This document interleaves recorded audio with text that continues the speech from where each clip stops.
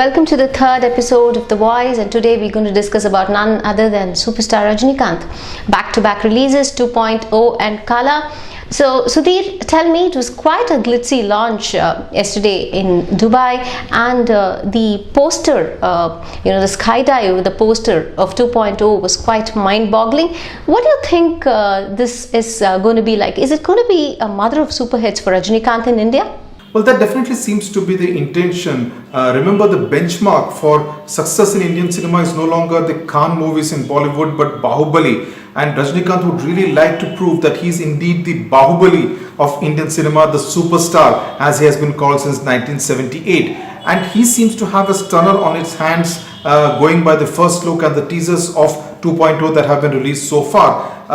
It's also shot in 3D, which will make the viewing experience far more interesting. And though Shankar, the director, has said that it is not exactly a sequel to Indiran, people would be interested, were interested in Chitti, the robo story, and they would be interested in knowing what kind of a robo story that Shankar has now come up with. So Rajinikanth, as far as he's concerned, would really like this to be the mother of all super hits in Indian cinema, and perhaps look at a business of more than 2,000 crore rupees, much more than Bahubali. So in that sense, a movie of Bahubali's proportions, or let's say Don Bradman's proportions, is what Rajinikanth, the superstar, would really look for and expect from 2.0. Okay. And Sudhir, 2.0 in January and Kaala in April next year. So two very different movies. What do you think? Would Kaala be more political in nature?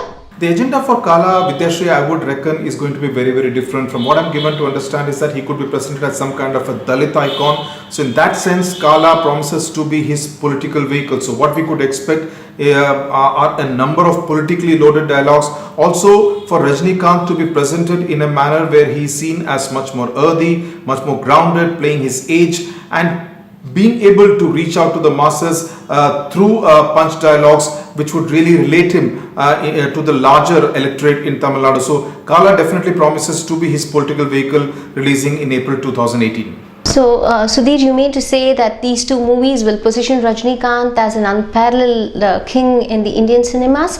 And also tell me, politically, will he be looked at as a person with his heart in the right place? Yes, I think the agenda for the two movies of Rajinikanth, both of them which will release in the first quarter of 2018 as it were, is quite different. While 2.0 will be one glitzy, glamour element loaded film, sci-fi film, Kaala will be much more grounded and earthy, and the messaging is going to be very different. Rajinikanth, if he's really planning to get into the political arena and bid goodbye to Kollywood, Tamil cinema, Indian cinema, he would really want to sign off on a high. So in that sense, 2.0 will be that kind of a vehicle which will establish him as a real superstar that Indian cinema has seen.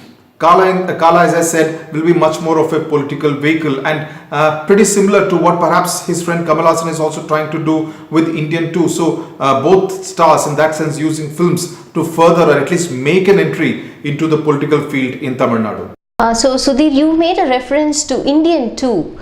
So, which means, is it right to say that both Kamal Haasan and Rajinikanth are using cinema as a vehicle or a tool for political entry?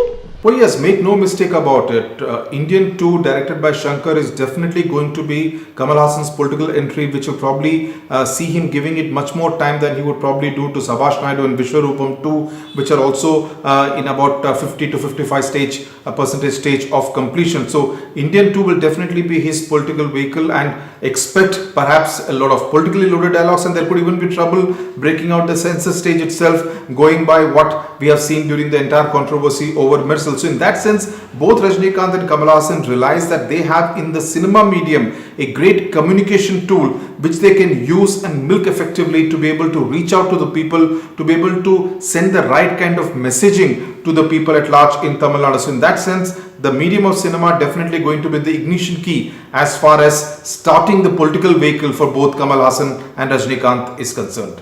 So thank you so much. We shall meet up for the next episode of The Voice with another interesting topic. Thank you.